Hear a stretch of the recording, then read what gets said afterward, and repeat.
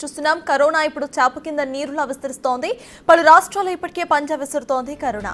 భారత్లో కోవిడ్ కొత్త variants NB 1.8.1 LF7 లను గుర్తించినట్లుగా ఇండియన్ SARS-CoV-2 జోనోమిక్స్ కన్సార్టియం తెలిపింది. NB 1.8.1 రకం కేసులు ఏప్రిల్లో నమోదవగా LF.7 కేసులు మేలో గుర్తించారు.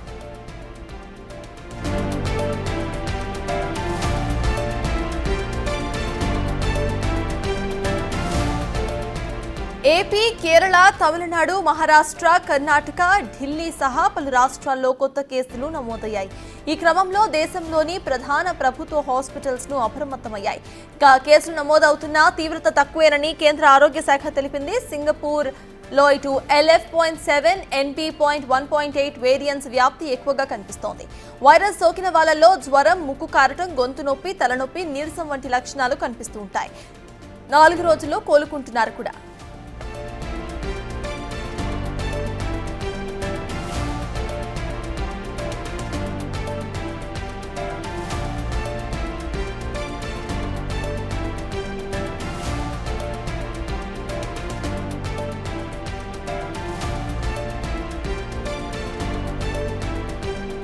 కరోనా కొత్త వేరియంట్ ఇప్పుడు మొత్తం కంట్రీ వైడ్ గా కూడా స్ప్రెడ్ అవుతోంది. దీనికి సంబంధించిన పూర్తి అప్డేట్స్ మా ప్రతినిధి శివ ఢిల్లీ నుండి లైవ్ లో అందించడానికి సిద్ధంగా ఉన్నారు. శివ, చెప్పండి, ఇది మళ్ళీ ఒక హెల్త్ ఎమర్జెన్సీ అయ్యే ఛాన్సెస్ ఉన్నాయి అనుకోవాలా? అసలు నేషనల్ హెల్త్ టీమ్ ఏమంటున్నారు? అప్డేట్స్ ఏంటి? రైట్, అసలు క్రమక్రమంగా ప్రపంచ దేశాలతో పాటు ఇటు భారత్లోనూ కరోనా కేసులు పెరుగుతున్నప్పటికీ అంత ప్రభావం అనేది తీవ్రత అంతగా ఉండదు. అయినప్పటికీ కూడా జాగ్రత్తలు తీసుకోవాలనేది కేంద్ర ఆరోగ్య శాఖ ఇటీవల ఒక ప్రకటన విడుదల చేసింది. మరి ముఖ్యంగా 2 కొత్త వేరియంట్లు క్రమక్రమంగా భారత్లోనూ ఎక్కువగా వ్యాపిస్తూ ఉన్నాయి.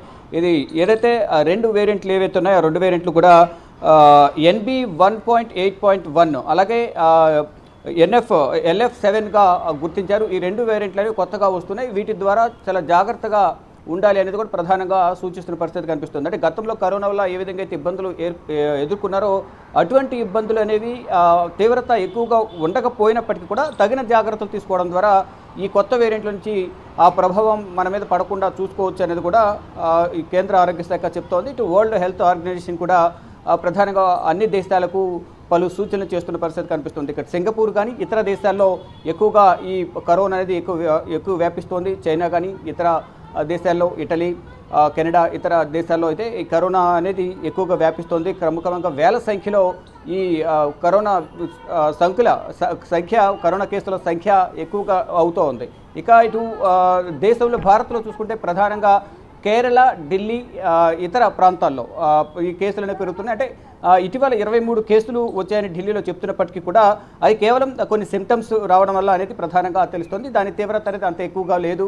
కేవలం హాస్పిటల్స్కి వచ్చి వాళ్ళు చెక్ చేసుకునే నేపథ్యంలో జలుబు, దగ్గు, జ్వరం, కళ్ళ నొప్పి, నీరసం వంటివి ఎక్కువగా వస్తూ ఉన్నాయి. దాని ద్వారా అవి టెస్టులు చేయించుకోవడం ద్వారా ఆ కేసులు అనేవి అంటే స్టార్టింగ్ స్టేజ్లోనే తప్ప దాని తీవ్రత అనేది ఎక్కువగా లేదనేది కూడా ప్రధానంగా చెప్తున్నారు. ఏదైతే 23 కేసులు నమోదయ్యి ఢిల్లీలో ఏదైతే ప్రచారం జరుగుతుందో అది కేవలం స్టార్టింగ్ స్టేజ్లో ఉన్నాయి. అది క్రమక్రమంగా మందులు వాడటం ద్వారా, జాగ్రత్తలు తీసుకోవడం ద్వారా అది తగ్గిపోయే అవకాశం ఉందనేది కూడా కేంద్ర ఆరోగ్య శాఖ చెప్తోంది. అంటే కామన్గా సీజనల్ వ్యాధులు ఏ విధంగా అయితే వస్తాయో అవి సీజనల్ వ్యాధుల సిమ్టమ్స్, ఇది కరోనాకు సంబంధించిన సిమ్టమ్స్ కూడా జలుబు, దగ్గు, జ్వరం, కళ్ళు నొప్పులు ఏదైతున్నాయో అవన్నీ కూడా సేమ్ సిమ్టమ్స్ ఉంటాయి కాబట్టి జాగ్రత్తలు తీసుకోవాలనేది కూడా కేంద్ర ఆరోగ్య శాఖ చెప్తోంది. ఇటు అన్ని రాష్ట్రాలకు ప్రధానంగా ఇటు ఆంధ్రప్రదేశ్లో కూడా క్రమక్రమంగా ఈ కేసుల సంఖ్య అనేది పెరుగుతోంది. తగిన జాగ్రత్తలు తీసుకోవడం ద్వారా ఈ కేసులు అనేవి ప్రభావంతో లేకుండా ఉండే విధంగా కూడా జాగ్రత్తలు తీసుకోవచ్చు అనేది కూడా చెప్తున్నారు. హాంకాంగ్ కానీ, సింగపూర్, థాయిలాండ్తో పాటు చైనాలోనూ COVID-19 అనేది ఎక్కువగా పెరుగుతుంది. గతంలో కనుక మనం చూసుకుంటే కనుక చైనాలోనే దీని ప్రభావం అనేది ఎక్కువగా పనిచేసింది. అక్కడ లక్షల సంఖ్యలో కరోనా కేసులు వ్యాపించాయి. వేల సంఖ్యలోనే అక్కడ కూడా చాలామంది చనిపోయిన పరిస్థితి కనిపిస్తుంది. ఇటు భారత్లో కూడా గతంలో దీని ప్రభావం ఎక్కువ ఉన్న నేపథ్యంలో చాలా ఇబ్బందులు అయితే ప్రజలు ఎదుర్కొన్నారు.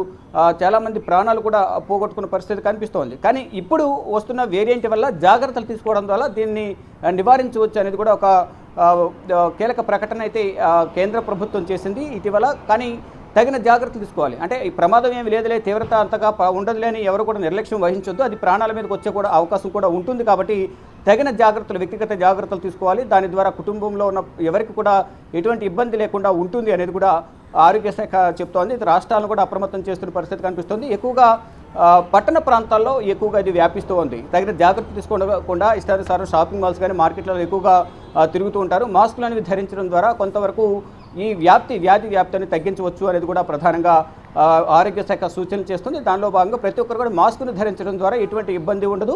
మరోవైపు జలుబు దగ్గు ఎవరైనా వచ్చినా కానీ అటువంటి వారు కొంచెం మాస్కులు వాడడం, కర్చీఫ్ వినియోగించి దగ్గు కానీ జలుబు కానీ వచ్చినప్పుడు జాగ్రత్తలు తీసుకోవడం ద్వారా కొంచెం గాలిలో ఆ తుంపర్లనే పడకుండా కర్చీఫ్ అడ్డు పెట్టుకోవడం ద్వారా కొంతవరకు ఇతరులకు వ్యాపించుకొని ఉండే అవకాశం ఉంటుంది. తగిన జాగ్రత్తలు తీసుకోవాలని కేంద్ర ఆరోగ్య శాఖ చెప్తోంది. ఇక దేశవ్యాప్తంగా కూడా ఈ హెల్త్ డిపార్ట్మెంట్స్ అందరికీ కూడా పలు సూచనలు చేశారు, ఆదేశాలు కూడా ఇచ్చారు. కరోనా వల్ల ఇబ్బందులు ఏర్పడే అవకాశం ఉంటుంది కాబట్టి హాస్పిటల్స్లో కూడా ఎమర్జెన్సీ బెడ్స్ను కూడా ఏర్పాటు చేసుకోండి.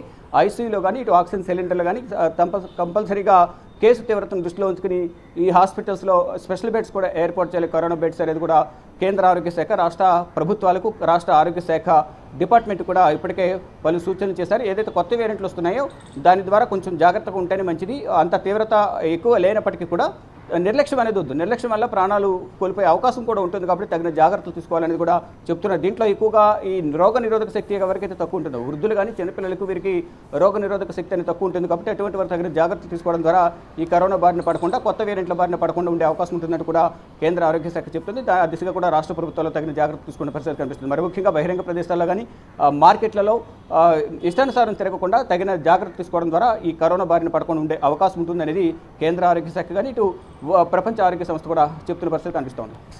రైట్.